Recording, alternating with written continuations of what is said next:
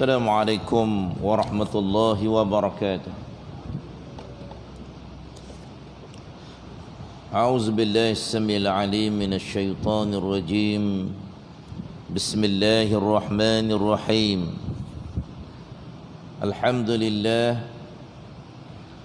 Alhamdulillahilladzi hadana li hadza wa ma kunna linahtadiya laula an hadana Allah. وما توفيقي وما توكلي إلا على الله أشهد أن لا إله إلا الله وأن محمدا عبده ورسوله اللهم صل وسلم على حبيبنا وشفيعنا محمد الأمين خاتم الأنبياء والمرسلين وعلى آله وأصحابه أجمعين. قال سبحانك لا علم لنا إلا ما علمتنا إنك أنت العليم الحكيم اللهم فقهنا في الدين اللهم فقهنا في الدين وعلمنا التأويل واهدنا إلى صراطك المستقيم أما بعد. Yang saya muliakan Tuan Pengurusi Masjid, Timbalan Pengurusi Masjid, Tuan Imam, Tuan Bilal, seluruh ajatan kuasa masjid yang ada, tuan-tuan haji, puan-puan hajah, tuan-tuan dan puan-puan muslimin dan muslimat, para jamaah yang dirahmati Allah sekalian. Alhamdulillah, pertama-tamanya dan selama-lamanya marilah kita bersama-sama sekali lagi pada malam yang berbahagia ini merakamkan setinggi-tinggi kesyukuran kepada Allah Subhanahu wa taala. Dan kita masih lagi diberikan peluang dan kesempatan oleh Allah untuk terus menikmati nikmat penghidupan hinggalah ke saat ini pada malam 7 Rabiul Akhir. Kita bersyukur kepada Allah Subhanahu wa taala. Allah Taala masih lagi memberi peluang kepada kita untuk terus menghirup udara di atas muka bumi Allah Taala ini dalam keadaan menikmati nikmat kesihatan tubuh badan, nikmat kelapangan masa dan seterusnya. Yang paling utamanya masih lagi dianugerahkan dengan hidayah atau taufik oleh Allah Subhanahu wa taala. Ya, kita dipilih oleh Allah Subhanahu wa taala untuk terus beristiqamah, tergolong daripada golongan yang memakmurkan rumah Allah Subhanahu wa taala. Dan seterusnya sebentar tadi dapat menunaikan solat fardu maghrib secara berjamaah. Moga-moga semua amal-amal kebaikan yang kita kerjakan bermula daripada pagi tadi hinggalah ke saat ini, hinggalah solat fardu maghrib dan solat sunat, zikir-zikir kita sebentar tadi, semuanya diterima oleh Allah Subhanahu wa taala. Taqabbalallahu minna wa minkum salihal a'mal. Dan alhamdulillah, walaupun dalam keadaan hujan di luar sana, dalam keadaan cuaca yang sejuk pada malam ini, kita masih lagi diberi peluang oleh Allah Subhanahu wa taala untuk terus berada di dalam majlis ilmu Allah Subhanahu wa taala, dalam proses kita untuk bertadabbur dengan ayat-ayat suci Al-Quranul Karim yang sememangnya diturunkan oleh Allah untuk menjadi panduan dan pedoman dalam kehidupan kita, supaya kehidupan kita senantiasa dirahmati, diberkati oleh Allah Subhanahu wa taala, insya-Allah. Jadi tuan-tuan dan puan-puan muslimin dan muslimat yang dirahmati Allah sekalian, kita masih lagi bersama-sama dengan surah Al-Mujadilah. Insya-Allah pada malam ini pada ayat yang ke-6 ayat yang ke-6 betul. Ayat yang ke-6 kita sambung mana ni, ayat yang ke-6 insya-Allah. Jadi sebelum kita nak teruskan pengajian kita ini, terlebih dahulu marilah sama-sama kita berselawat ke atas Nabi sallallahu alaihi wasallam sebanyak 10 kali, dan seterusnya kita buka majlis kita dengan Ummul Kitab. Moga-moga pengajian kita dipermudahkan oleh Allah untuk kita memahaminya dan beramal dengannya. dan seterusnya kita akan sama-sama baca daripada ayat yang ke-6 hinggalah kepada ayat yang ke-8 insya-Allah. 6 hingga yang ke-10, 6 sampai 10.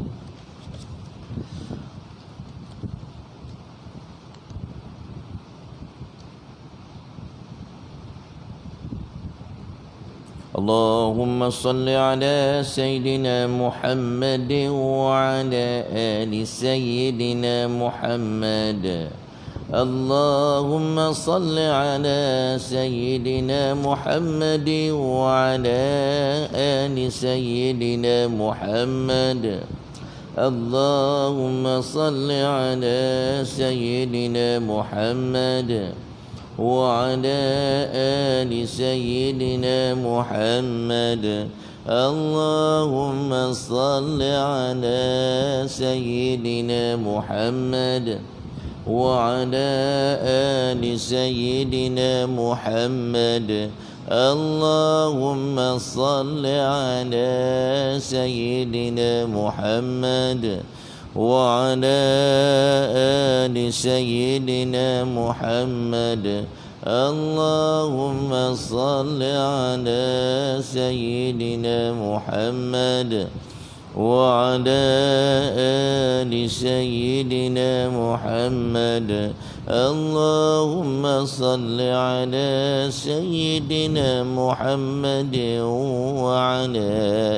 وعلى آل سيدنا محمد.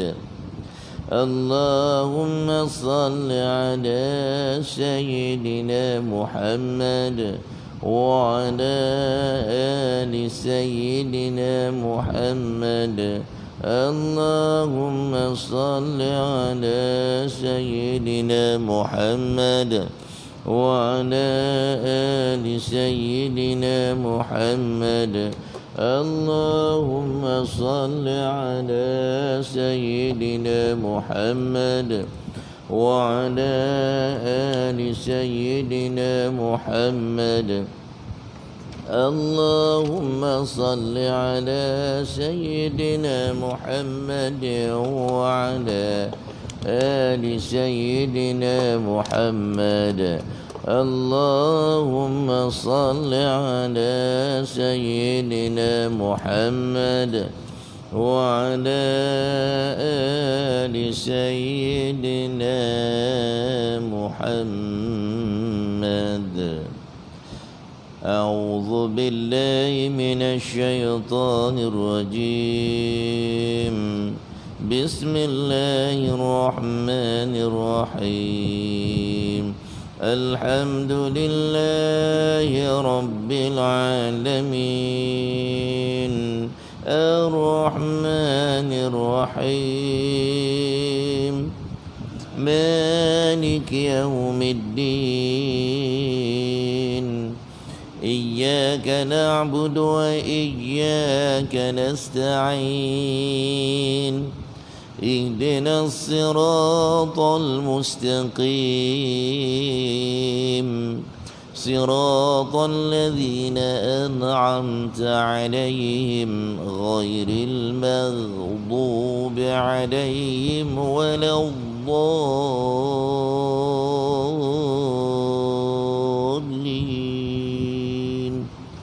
آمين. Tuan-tuan, ayat yang ketujuh, yang 6 dah sudah dah ni. Kita dah huraikan. Yang ketujuh, kita mula daripada ayat yang ketujuh. Alam tara annallah. A'udzu billahi minasy syaithanir rajim.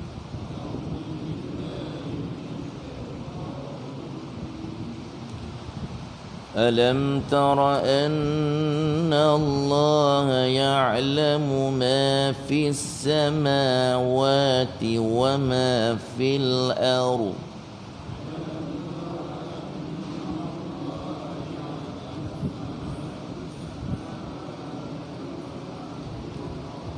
ما يكون من نجوى ثلاثة إلا هو رابعهم ولا خمسة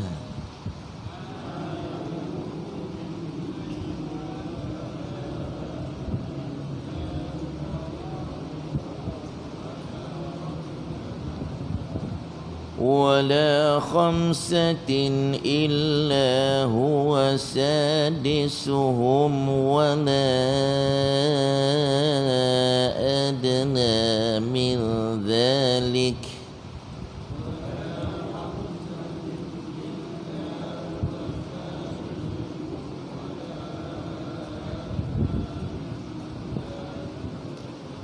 ولا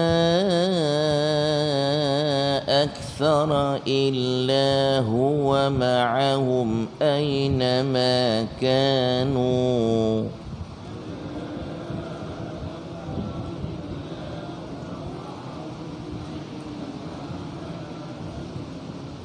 ثم ينبئهم بما عملوا يوم القيامة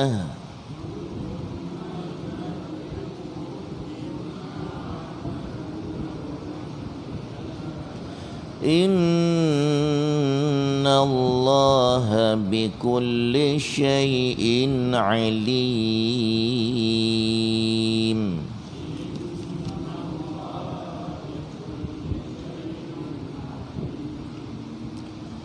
ألم تر إلى الذين نهوا عن النجوى ثم يعودون لما نهوا عنه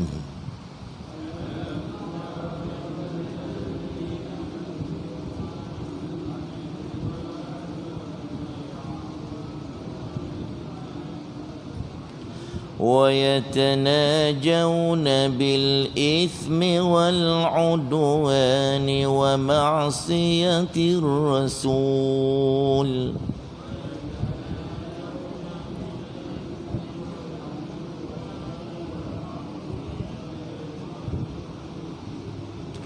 وإذا جاءوك حيوك بما لم يحيك به الله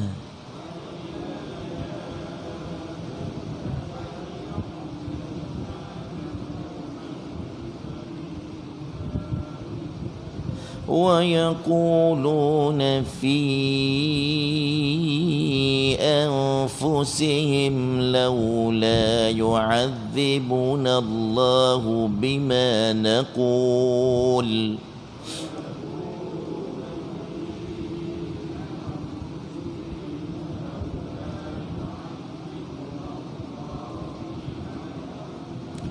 حسبهم جهنم يصلونها فبئس المصير.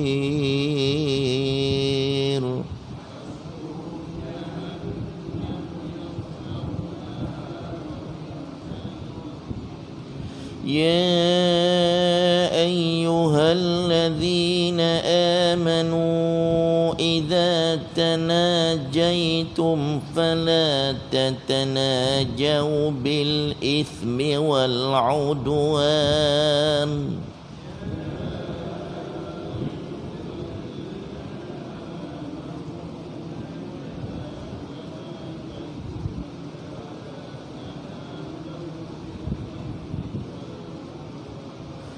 فلا تتناجوا بالإثم والعدوان ومعصية الرسول وتناجوا بالبر والتقوى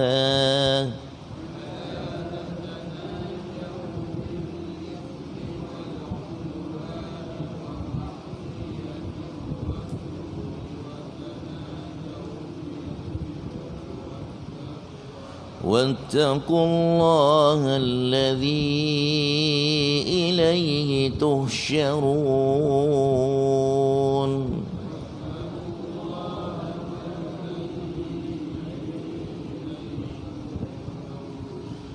إنما النجوى من الشيطان ليحزن الذين آمنوا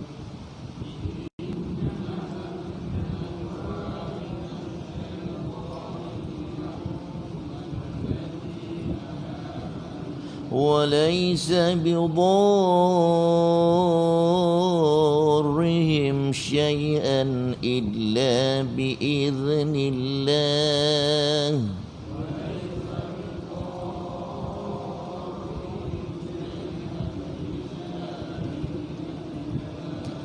وعلى الله فليتوكل المؤمنون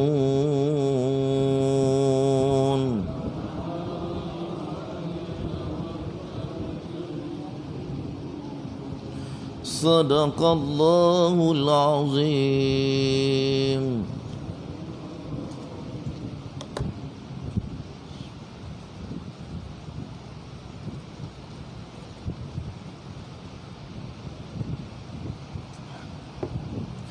Sadaqallahul azim. Alhamdulillah.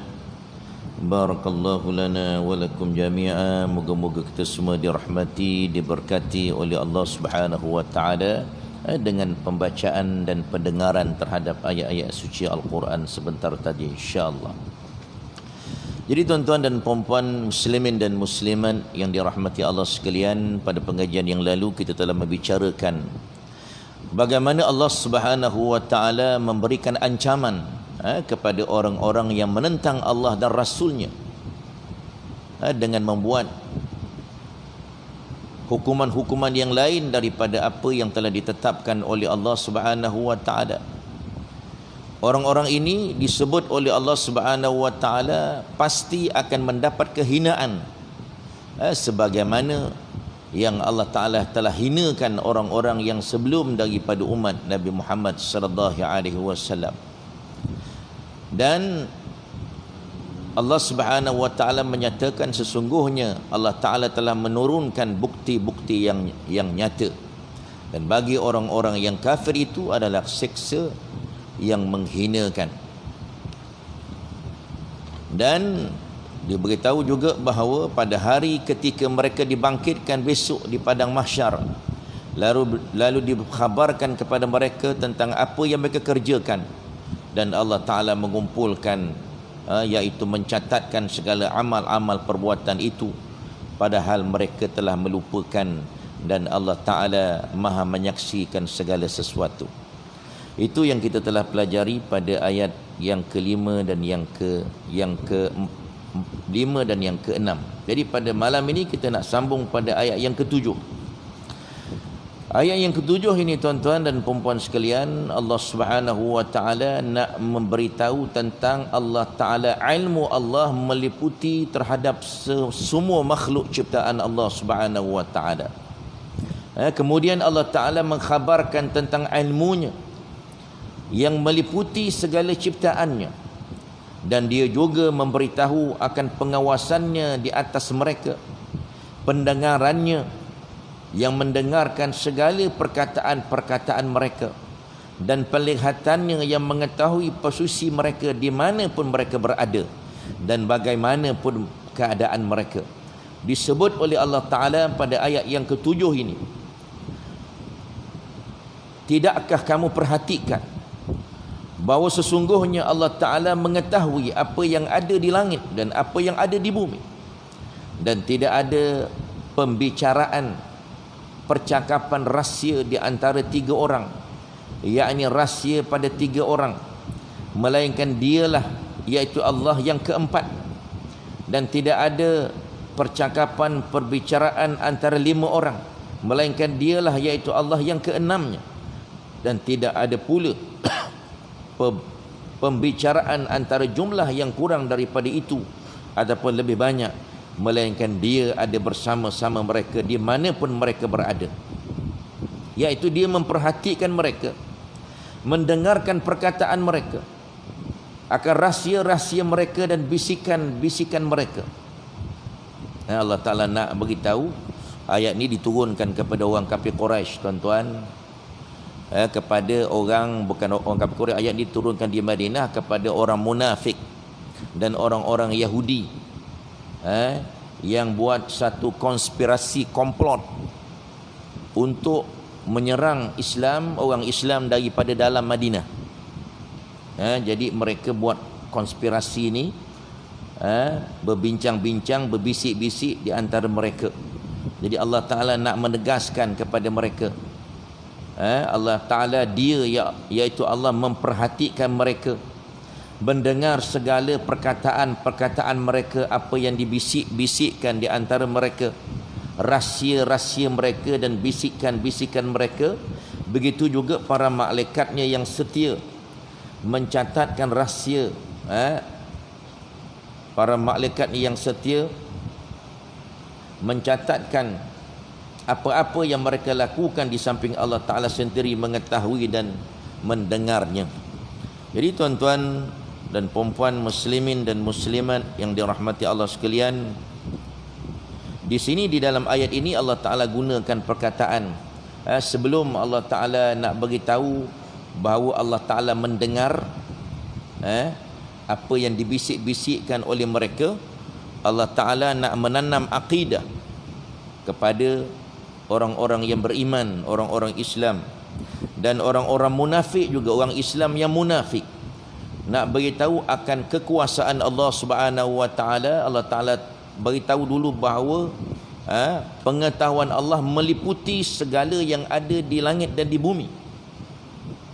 Kalaulah yang semua yang ada di langit dan di bumi ni pun Allah Ta'ala boleh kuasai, semua sekali, yang kita nampak, yang kita tak nampak, yang ada di seluruh alam semesta ini, Allah Ta'ala boleh kuasai. Ini kan apa yang kau duk bisik-bisikkan di antara orang munafik dan orang Yahudi. Bisik-bisik, berbincang, buat konspirasi, nak menyerang orang Islam daripada dalam, nak bersepakat dengan orang-orang kafir musyrikin Mekah. Ni sebelum berlakunya peperangan Ahzab, tuan-tuan. Sebelum berlakunya peperangan Ahzab. Jadi mereka merancang daripada dalam, orang munafik dengan orang Yahudi. Orang munafik ni orang Islam. Tuan-tuan bayangkan, orang-orang yang berada yang hidup bersama-sama dengan Nabi pun ada yang jadi munafik. Bayangkan kita yang jauh daripada Nabi ni lagi macam-macam, bukan saja munafik, yang murtad, macam-macam ada. Di zaman Nabi pun ada orang munafik yang tengok betul-betul depan Nabi, berada dalam kuliah Nabi, dengar khutbah Nabi, senantiasa bermuamalah dengan Nabi, tengok betapa hebatnya Rasulullah SAW, pun ada yang munafik. Bayangkan macam mana kita sekarang. Lagilah tuan-tuan, macam-macam perangai dia yang memusuhi Islam daripada dalam. Bukan saja memusuhi Islam daripada dalam, bahkan terang-terang memusuhi Islam pun ada. Terang-terang yang membangkang, yang menentang Islam pun ada.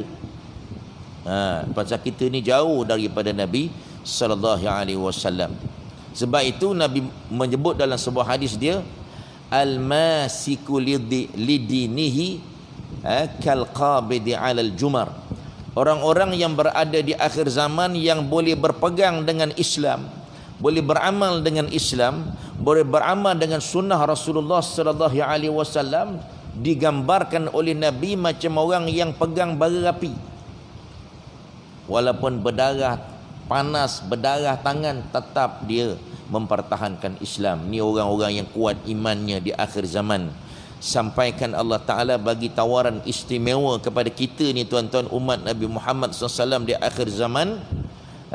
Man ahya sunnati inda fasadi ummati falahu ajru mi'atu syahidin, au fi riwayatin au ajru syahidin. Nabi sebut tuan-tuan, sesiapa yang di akhir zaman ini yang boleh beramal dengan sunnah Nabi dalam keadaan umat berada dalam kerosakan, dalam keadaan orang tak nak pergi semayang, kita boleh pergi semayang berjamaah. Dalam keadaan orang bergelumang dengan maksiat, duk cari dunia, kita boleh duduk dalam majlis ilmu. Dalam keadaan orang lalai dengan keseronokan dunia, kita boleh beribadat kepada Allah Subhanahu wa Ta'ala, boleh beramal dengan sunnah Rasulullah ni tuan-tuan. Satu riwayat sebut bahawa dia mendapat pahala 100 pahala mati syahid. Tapi dikatakan riwayat ini lemah. Daripada Imam Muslim menyatakan bahawa dapat 1 pahala mati syahid. Kalau dapat satu pahala mati syahid itu pun satu keistimewaan tuan-tuan, pasal kematian syahid ini satu kematian yang amat mulia. Sampaikan digambarkan oleh Nabi SAW dalam sebuah hadisnya yang sahih, mengatakan bahawa orang yang mati syahid ni tuan-tuan, minta pada Allah Subhanahu Wa Taala, roh-roh orang yang mati syahid ni minta pada Allah Subhanahu Wa Taala supaya mereka dikembalikan semula ke dunia untuk mereka sekali lagi mati syahid, untuk mereka dibedil, ditembak, dibunuh sekali lagi. Kalau boleh berkali-kali untuk mereka mati syahid, kerana mati syahid satu kematian yang amat mulia di sisi Allah Subhanahu Wa Taala. Jadi kalau kita dapat satu pahala mati syahid pun alhamdulillah. Sebab itu kita ni tuan-tuan kena berniat untuk mati dalam memperjuangkan Islam, mati dalam beramal dengan Islam. Nabi kata mamata walam yaghzu walam yanwil ghazwa mata mitatan jahiliyah. Sesiapa yang mati dalam keadaan tidak berperang, mempertahankan Islam, mempertahankan sunnah Rasulullah sallallahu alaihi wasallam dalam penghidupan dia, ataupun mati, kalau tak mati dalam peperangan pun tak berniat pun untuk mempertahankan Islam, untuk beramal dengan Islam, untuk beramal dengan sunnah Rasulullah sallallahu alaihi wasallam, maka orang ini kata Nabi sallallahu alaihi wasallam mati dalam keadaan jahiliyah, mati dalam keadaan kufur tuan-tuan. Bukan main-main. Jadi kita kena ada tanam satu tekad, satu niat dalam hati, mati, nak mati dalam keadaan beramal dengan Islam, dalam keadaan menyampaikan Islam, mengajak orang supaya buat perkara-perkara yang Allah Ta'ala redha. Al-amru bil ma'ruf wan nahyu 'anil munkar. Ini perkara yang perlu ada dalam niat kita, dalam hati kita, dalam tekad dan azam kita tuan-tuan, supaya kita tidak mati dalam keadaan jahiliyah. Okey. Jadi Allah Subhanahu Wa Taala nak bagi tahu di sini tentang ilmu Allah Taala meliputi segala yang ada di langit dan di bumi. Ma yakunu min najwa salasatin. Jadi kalaulah setakat 3 orang duk bercakap-cakap, berbisik-bisik, buat konspirasi, Allah Ta'ala kata akulah orang yang keempatnya. Kenapa Allah Ta'ala sebut 3 orang tuan-tuan? Pasal yang berbisik tu 3 orang. Ada riwayat sebut ada 3, ada 5. 3 orang berbisik-bisik, di antara orang munafik dengan orang Yahudi. Kata 5 orang, 3 orang munafik, 2 orang Yahudi. Sebab itu Allah Ta'ala kata yang ke-6. Kalau 3, Allah Ta'ala yang ke-4. Ini dia tuan-tuan dan puan-puan sekalian. Dan Allah Ta'ala tahu di mana pun dia buat, di manakah mereka buat konspirasi itu. Dan begitu juga Allah Ta'ala telah lantik malaikat-malaikat Allah yang mencatatkan apa yang mereka bisik-bisikkan, apa yang mereka rancangkan itu, kata Allah Subhanahu Wa Ta'ala. Semua tidak terlepas daripada pengetahuan Allah Subhanahu Wa Ta'ala, di samping Allah Ta'ala sendiri mengetahui dan mendengarnya, kata Allah Subhanahu Wa Ta'ala. Dan Allah Ta'ala sebut alam ya'lamu annallaha ya'lamu sirrahum wa najwahum wa annallaha 'allamul ghuyub. Dan tidakkah mereka tahu bahawa Allah Subhanahu Wa Ta'ala mengetahui rahsia dan bisikan mereka, dan bahawasanya Allah Ta'ala amat mengetahui segala yang ghaib. Ini disebut dalam surah At-Taubah yang seumpama ayat ini. Dalam surah Zukhruf pula disebut alam yahsabuna anna la nasma'u sirrahum wa najwahum bala wa rusuluna ladaihim yaktubun. Apakah mereka mengira, mereka menyangka bahawa kami tidak mendengar rahsia dan bisikan-bisikan mereka? Sebenarnya kami mendengar, dan utusan-utusan malaikat-malaikat Allah Ta'ala senantiasa menulis di sisi mereka. Oleh itu beberapa ulama menyebutkan ijma' bahawa maksud ayat ini ialah kebersamaannya ilmu Allah terhadap makhluknya, dan tiada keraguan lagi bahawa yang dimaksudkan kebersamaan Allah dengan makhluknya adalah kebersamaan ilmunya. Bukan nak beritahu Allah Ta'ala tu ada, jadi orang yang keempat duduk sama-sama, tidak. Itu dah samakan dengan makhluk pula. Nak cerita tentang kebersamaan ilmu Allah. Itu Allah Ta'ala nak beritahu sebenarnya. Pendengarannya meliputi mereka. Allah Ta'ala maha mengawasi makhluknya. Tidak ada sesuatu pun daripada perkara-perkara yang luput daripada pengawasan Allah Subhanahu wa Ta'ala. Tak ada satu pun tuan-tuan yang boleh terluput daripada pengawasan Allah. Kemudian Allah Ta'ala berfirman, summa yunabbi'uhum bima amilu yawmal qiyamah innallaha bikulli syai'in alim. Kemudian dia akan memberitakan kepada mereka pada hari kiamat. Pada hari kiamat apa-apa yang mereka kerjakan. Sesungguhnya Allah Subhanahu wa Ta'ala maha mengetahui segala sesuatu.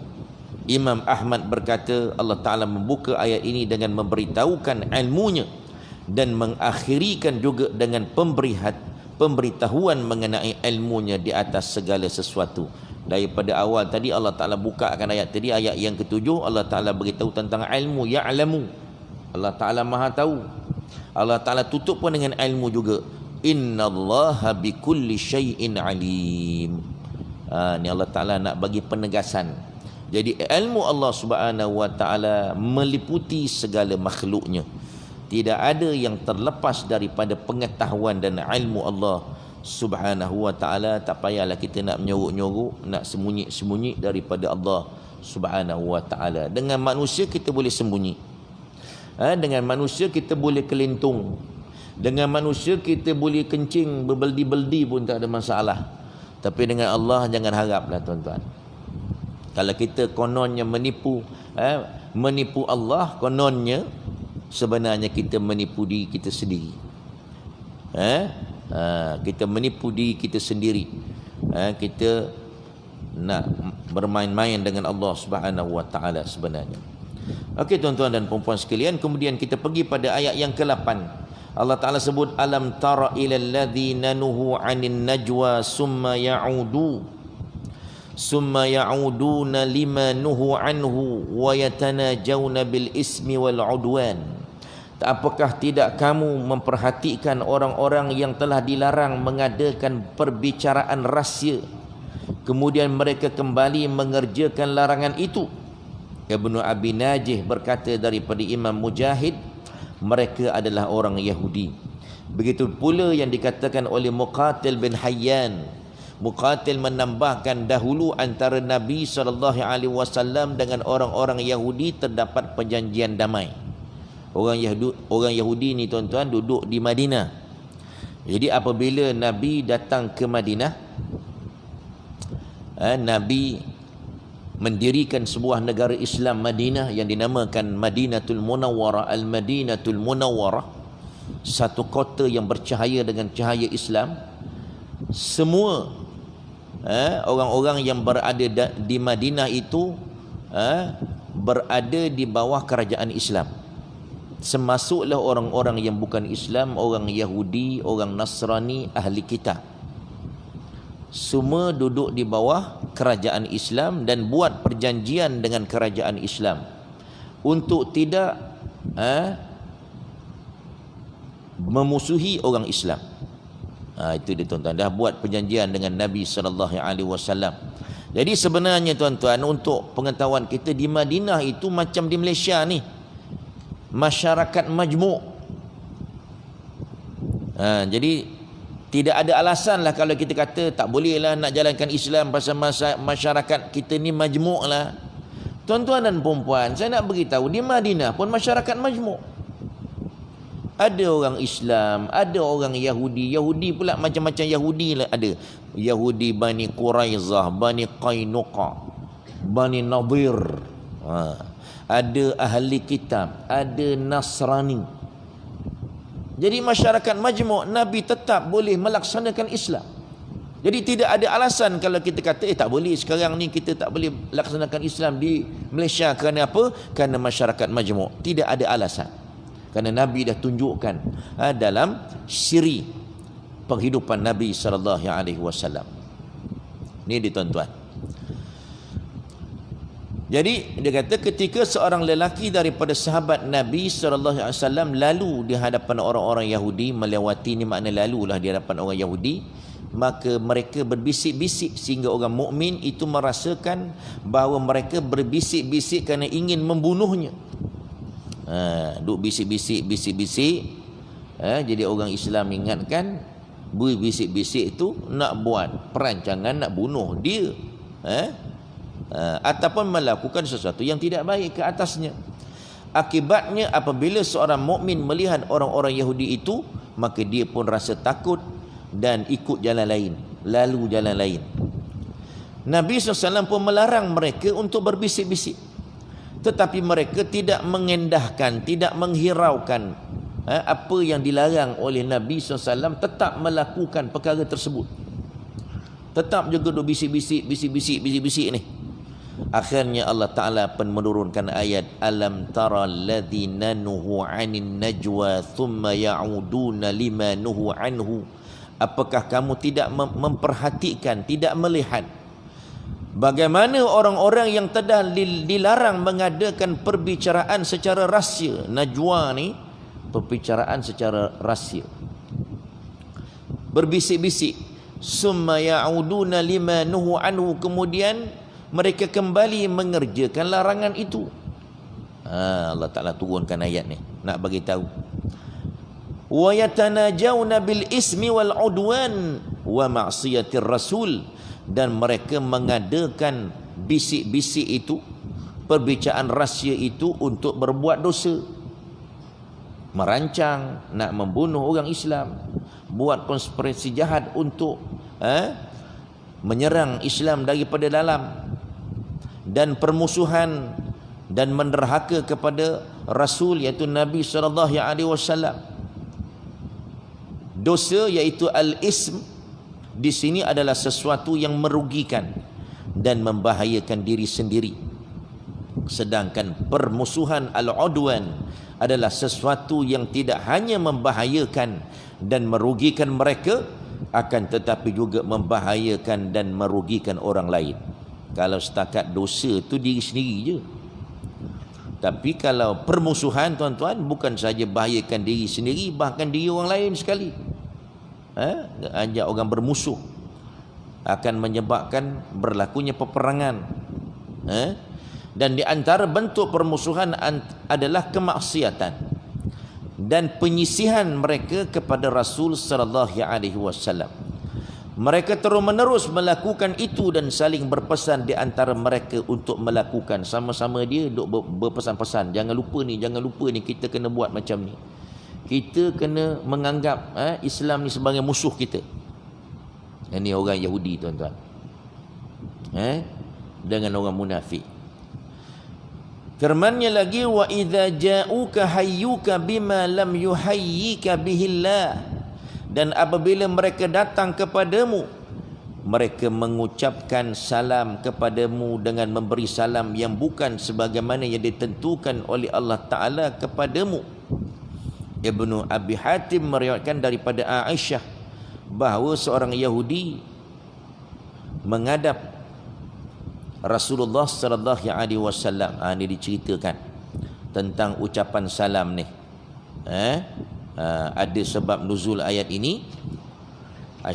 Sayyidatina Aisyah menceritakan bahawa satu hari orang Yahudi jumpa dengan Nabi. Dia pun bagi salam. Dia kata Assalamualaikum.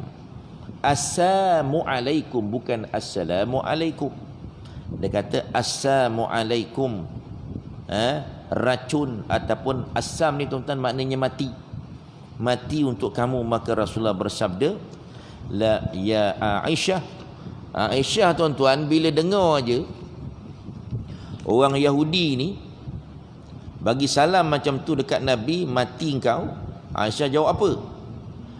Aisyah pun jawab, Aisyah kata apa?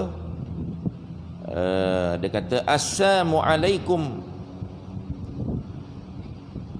Assalamualaikum wa alaika wa alaikal la'nah wa alaikan nar. Aisyah bila dengar je mati engkau wahai Muhammad, Aisyah kata engkau pun mati, engkau pun mampus, kata Aisyah. Engkau dilaknat oleh Allah dan engkau masuk neraka. Oh, geram Aisyah isteri kan dengar orang duk laknat dia punya suami, doakan kematian. Nabi jawab apa? Ya Aisyah, Nabi pula pujuk Aisyah, innallaha la yuhibbu al-fuhsya wala tafahush. Allah Ta'ala tak suka ucapan buruk dan saling mengucapkan keburukan. Aisyah ni tadi geram sebenarnya. Orang Yahudi kan, sebab tu dia jawab macam tu. Jadi Aisyah berkata, tidakkah anda dengar, tidakkah kamu dengar wahai Muhammad, wahai Rasulullah, mereka berkata assalamu alayka au masami'ti aqulu wa alaikum. Tidakkah kamu dengar orang tu doakan kamu mati ataupun racun? Maka Rasulullah kata, tidakkah kamu dengar kalau saya telah mengatakan wa alaikum, kamu juga macam tu. Tak payah jawab panjang-panjang, wa alaikum je. Kamu juga macam tu. Kalau dia doakan kita mampus, engkau pun juga samalah mampus. Tapi dia tak sebut mampus tu, wa alaika, wa alaiku, ke atas kamu sama juga. Ringkas je, tak payah panjang-panjang. Dan memang orang Yahudi ni Allah Ta'ala laknat kan, pasal dia tak nak beriman. Dan memang dia masuk neraka kalau dia tak nak beriman. Tak payah lagi panjang-panjang sebut. Jadi Allah Ta'ala tak suka kalau kita mengeluarkan perkataan-perkataan yang tak baik, walaupun kepada orang yang bukan Islam. Ini satu pengajaran yang kita kena ambil, tuan-tuan.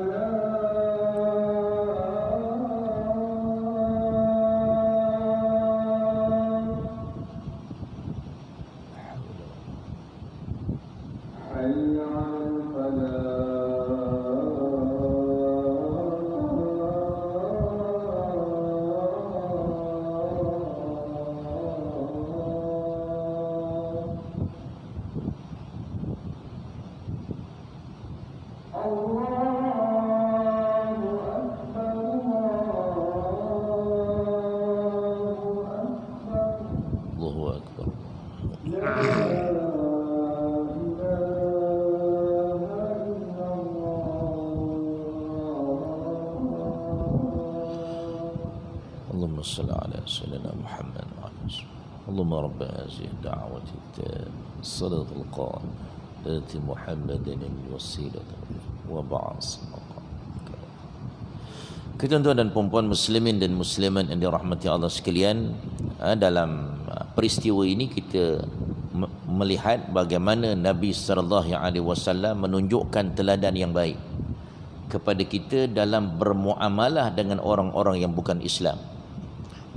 Kalau kita tengok seri penghidupan Nabi SAW ketika Nabi bermuamalah dengan orang-orang yang bukan Islam, Nabi akan melayani mereka dengan baik. Apabila mereka melayani Islam dan Nabi dengan baik. Kalau mereka melayani Islam dan orang Islam dengan cara yang tidak baik, baru Nabi akan istihar perang. Itu pun dengan cara Nabi mengajak dulu, cakap baik-baik dulu, suruh masuk Islam dulu. Tak nak, lepas tu kalau tak nak berada di bawah kerajaan Islam, barulah Nabi akan perang. Nabi akan bunuh, akan berlakunya peperangan. Tu sebab apabila Nabi dah menjadi pemerintah Islam, tuan-tuan, lepas tu Nabi sebarkan dakwah. Dakwah Nabi bukan disebarkan dengan pedang, tidak. Sebab itu dalam kitab-kitab sirah kita sebut, kita tengok ahli-ahli sejarah Islam, dia menyebut dalam kitab-kitab dalam bahasa Arab, apabila Islam pergi masuk ke mana-mana negara dan negara itu, dan orang di situ masuk Islam, maka dinamakan tempat yang Nabi pergi Islam itu, namanya negara itu Al-Futuhat. Negara-negara yang telah bukan ditawan oleh Islam, tidak, tapi dinamakan pembukaan.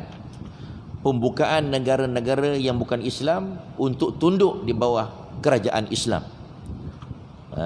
Sebab itu dinamakan Al-Fathu ataupun Futuhat. Kerana Islam datang membuka hati-hati manusia supaya menerima Islam, menerima suatu agama yang menyelamatkan manusia di dunia, lebih-lebih lagi menyelamatkan manusia di akhirat.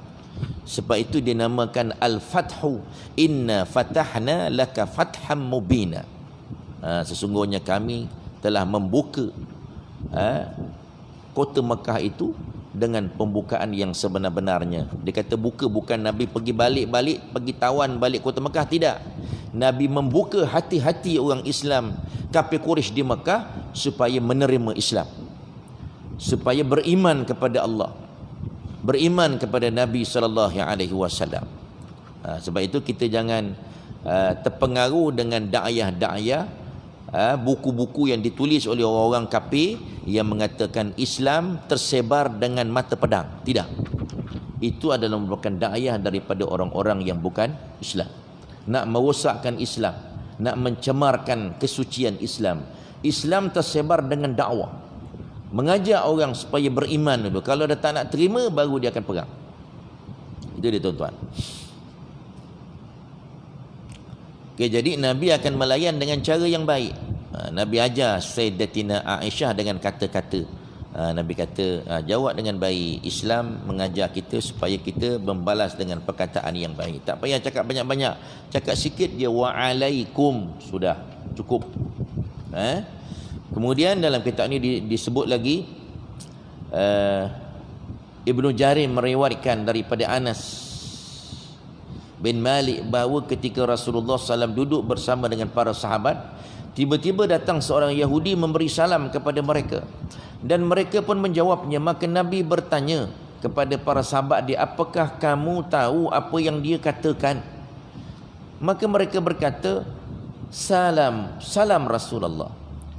Beliau bersabda, Nabi bersabda, bukan, tapi dia berkata, Assalamualaikum, racun untuk kamu, ataupun mati kamu, yakni kamu telah meracuni agama kamu, kamu telah meracuni agama kamu.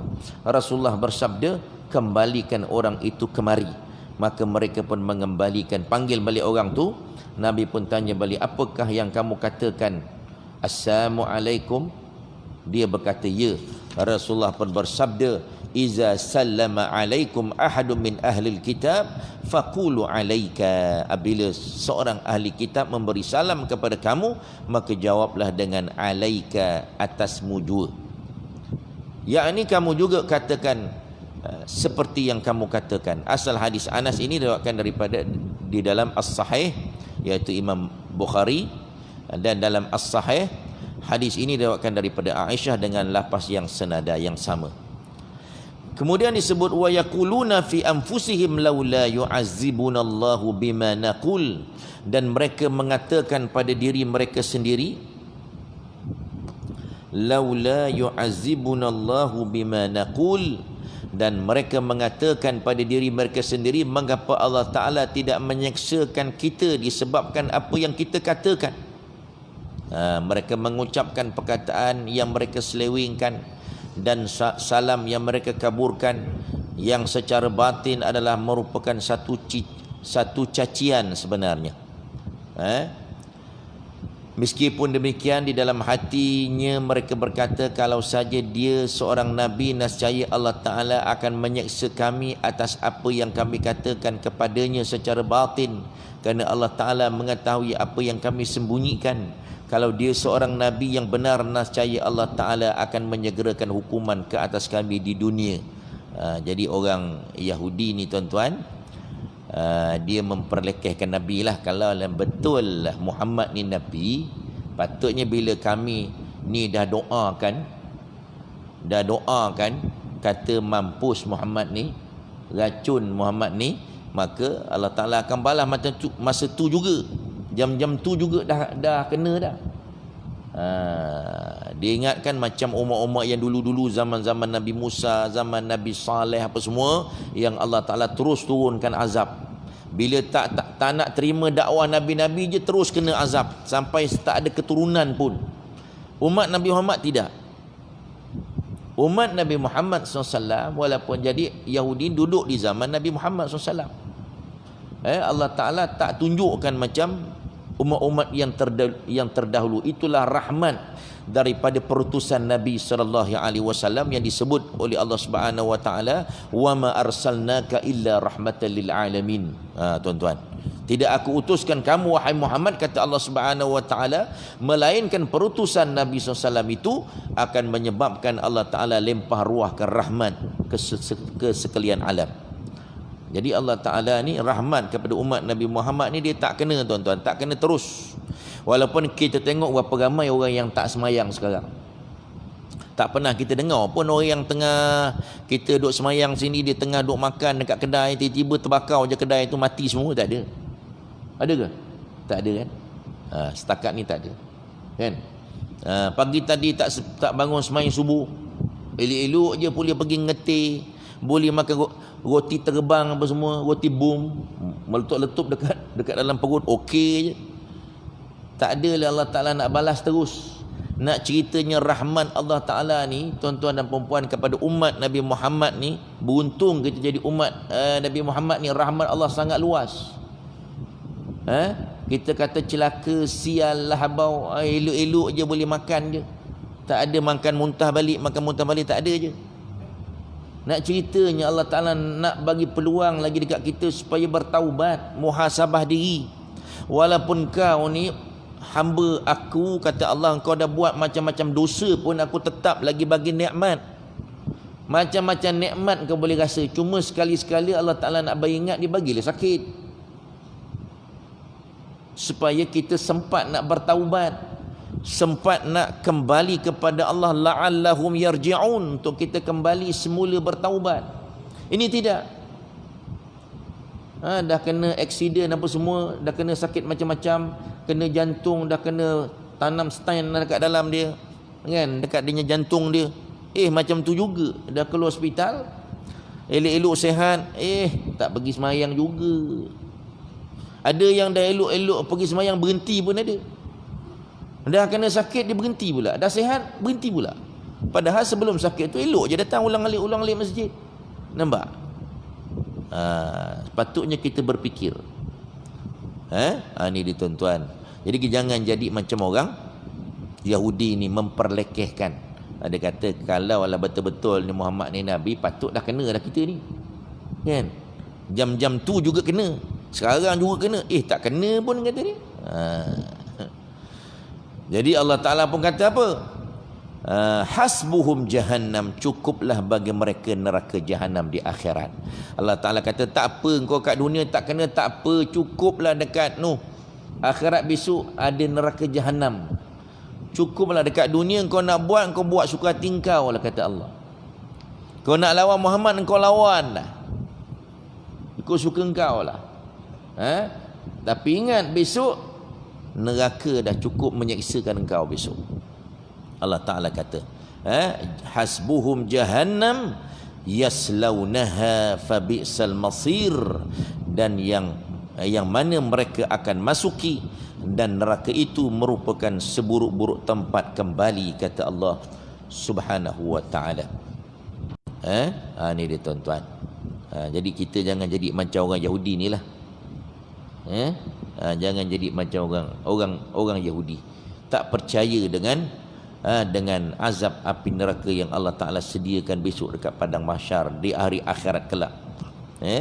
Sampai sanggup nak mengingkari Allah Subhanahu wa Ta'ala. Imam Ahmad berkata, Abdul Samad menyampaikan kepada kami, Hamad menyampaikan kepada kami daripada Atha bin Sa'ib, daripada bapaknya, daripada Abdullah bin Amr, bahawa orang-orang Yahudi berkata kepada Rasulullah SAW, Samu alaika, racun untukmu. Kemudian di dalam hati mereka berkata, andainya Allah Ta'ala menyiksa kami atas apa yang kami katakan, maka turunlah ayat ini, wa iza ja'uka hayyuka bima lam yuhayyika bihillah wa yaquluna fi anfusihim laula yu'azzibuna Allahu bima naqul hasbuhum jahannam yaslaunaha fabi'sal masir. Ini dia tuan-tuan dan perempuan muslimin dan muslimat yang dirahmati Allah sekalian. Dalam ayat-ayat yang kita belajar ini nak mengajar kita tentang muamalah kita dengan orang-orang yang bukan Islam. Jadi kita kena bermuamalah dengan cara yang baik. Sampaikan Nabi SAW pernah menghormati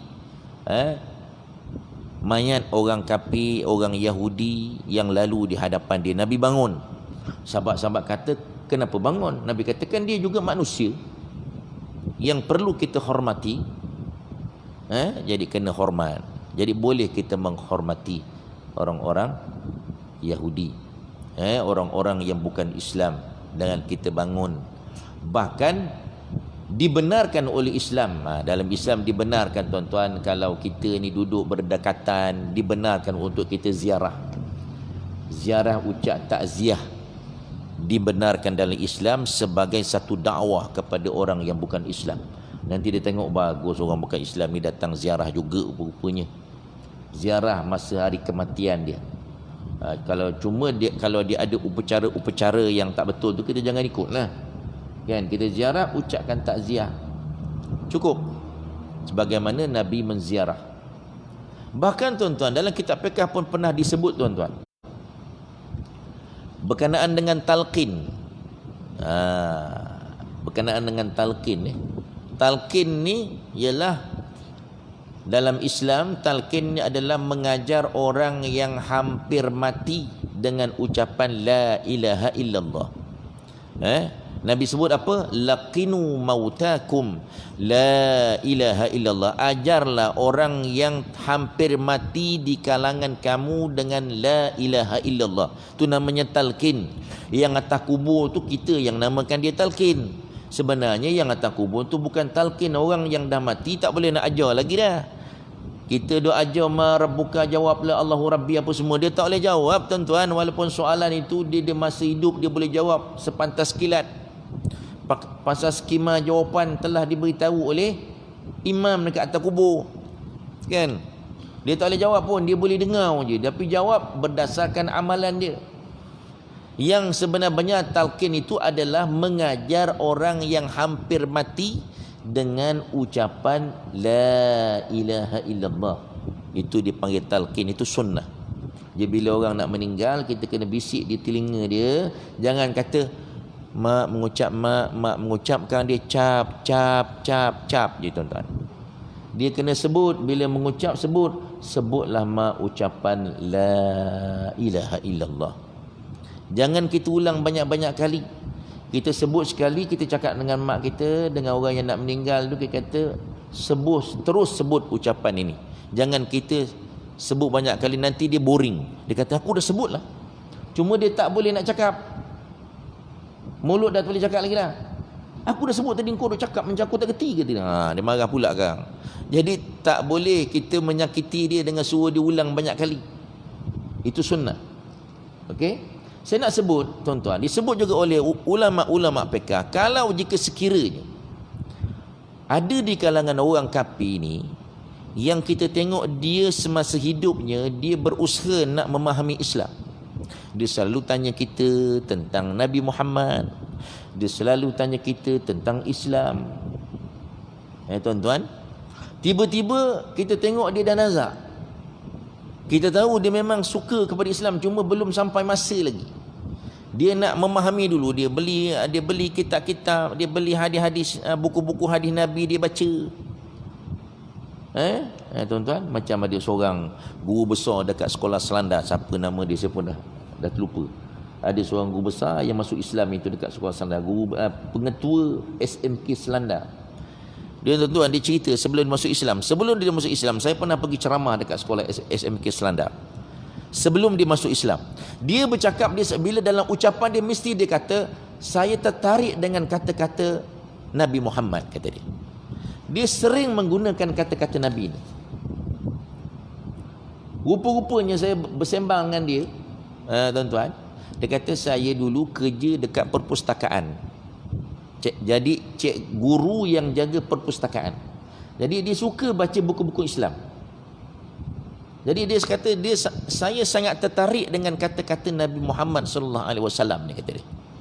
Jadi bila dia berucap, tuan-tuan, depan pelajar-pelajar sebelum dia masuk Islam, dia akan menggunakan kata-kata Nabi Muhammad sallallahu alaihi wasallam ni. Subhanallah.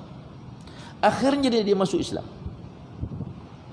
Jadi di dalam Islam, ulama fiqh sebut, kalau jika sekiranya ada orang-orang yang bukan Islam yang semasa hidupnya kita tengok dia berusaha untuk faham Islam, maka disunatkan, menjadi sunnahnya, kita orang Islam boleh bisik dekat telinga dia la ilaha illallah. Mungkin lepas masa tu Allah Ta'ala bagi hidayah, dia boleh mengucap. Walaupun dia mengucapkan dalam hati, nanti dia boleh lepas daripada azab api neraka Allah. Itu ada hukumnya, tuan-tuan. Kalau kita tahu yang dia ni memang ada minat untuk memahami Islam. Ada dia daripada sekolah lagi, dia suka minta izin dengan ustaz ni masuk dekat kelas agama. Masa pengajian Islam, biasa orang bukan Islam dia akan keluar masuk dekat dia punya kelas yang diasingkan, tapi dia nak duduk situ, nak stay. Biarkanlah, jangan halau pula. Kita si halau, kau bukan Islam, ke sana. Biar dia duduk sekali, biar dia dengar akan keindahan Islam. Jadi kalau ada yang macam tu, kita sebagai orang Islam, kita boleh talqinkan dia dengan ucapan la ilaha illallah. Itu dia, tuan-tuan, perempuan muslimin dan muslimat yang dirahmati Allah sekalian. Jadi tuan-tuan dan perempuan sekalian, jadi kita cubalah bermuamalah dengan orang-orang yang bukan Islam dengan cara yang baik. Kita kadang-kadang berjiran dengan orang bukan Islam, dah cukup main lama dah, tapi tak pernah pun nak menyampaikan Islam, tak pernah pun cerita tentang Islam. Cuba kita buka mulut sekali, kita sebarkan risalah-risalah supaya dibaca. Kan baru ni orang-orang bukan Islam, orang Kristian dah bagi dekat orang Islam, dekat budak-budak sekolah terjemahan Bible dalam bahasa Melayu. Usaha dia nampak. Kita tak pernah pun. Nampak tak? Kalau tuan-tuan pergi dekat hotel-hotel, dekat dalam laci-laci hotel tu ada setengah tu ada Bible yang diterjemah dalam bahasa Melayu. Sengaja tu dia letak. Supaya kita tak ada boring-boring kan tengok apa benda ni, baca juga. Akhirnya akan terpengaruh. Nampak tak? Tapi kita orang Islam tak ada pun nak sebarkan sesuatu tentang Islam ni kepada orang bukan Islam. Kadang-kadang berkawan, dia ada kawan dia yang namanya Ramasami ni dah berlama. Daripada sekolah rendah sampai dah bekerja, berkawan tak pernah cerita tentang Islam. Cubalah kita ceritakan. Kita mengajak orang yang bukan Islam supaya masuk Islam. Itu di antara saham kita tuan-tuan. Jangan asyik berdakwah kepada orang yang Islam sahaja, kita cuba sebarkan dakwah ini kepada orang-orang yang bukan Islam, insya-Allah. Jadi saya rasa itu saja yang dapat kita perkatakan pada malam ini. Kita akan sambung insya-Allah pada ayat yang ke 9 9 pada pengajian yang akan datang insya-Allah. Sahaja. Ada soalan nak tanya ke?